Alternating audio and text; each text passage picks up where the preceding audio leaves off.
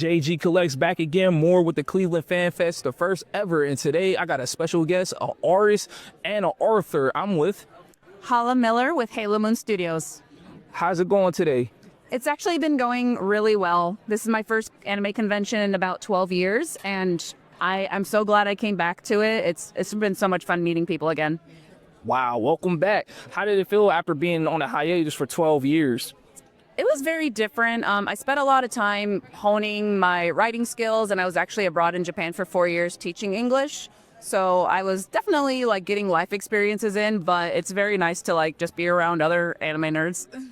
It is a great feeling, and you definitely put all your ideas into fruition over here. You got some books that are inspired from other animes. Can you talk about those for a minute? Absolutely.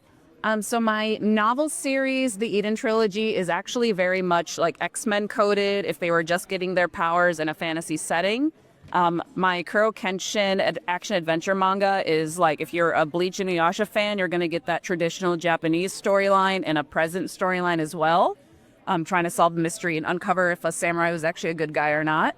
And then with a cherry on top, that's one of my most fun series to do. So if you like Ouran High School Host Club or Fruits Basket, she disguises herself as a boy to play on the high school soccer team, and shenanigans. It's just all shenanigans. Yeah, with that combo, it's definitely nothing but shenanigans. But I want to go back to the one that has the Bleach and Inuyasha blend. Now, does it have that stupid love triangle that Inuyasha has? It does not, thankfully. I'm very low romance throughout most of my stuff. XYZ is probably the most heavily romance story that I have, and that's just a standalone.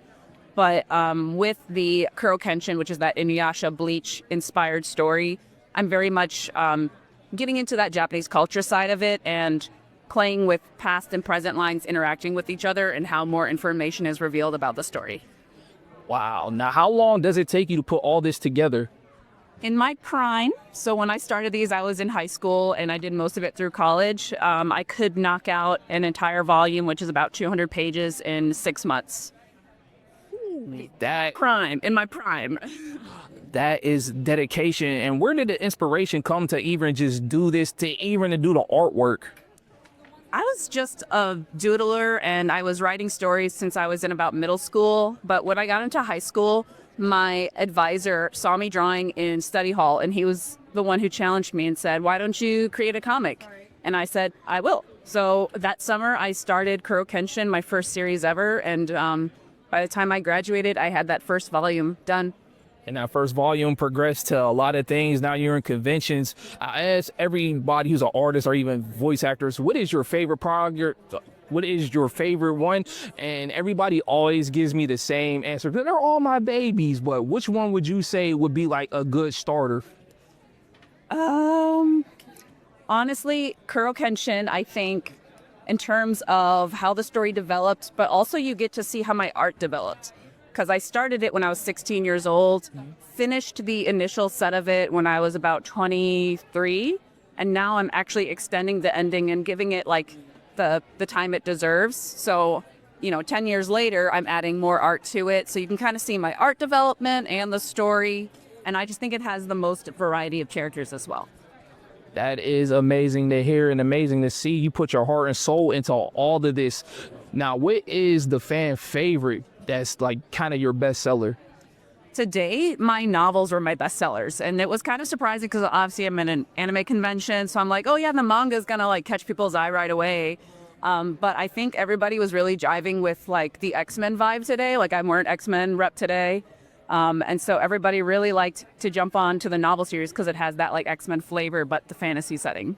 Yeah, I definitely would love that because I love the X-Men. Off subject, what's your favorite X-Men character? Rogue.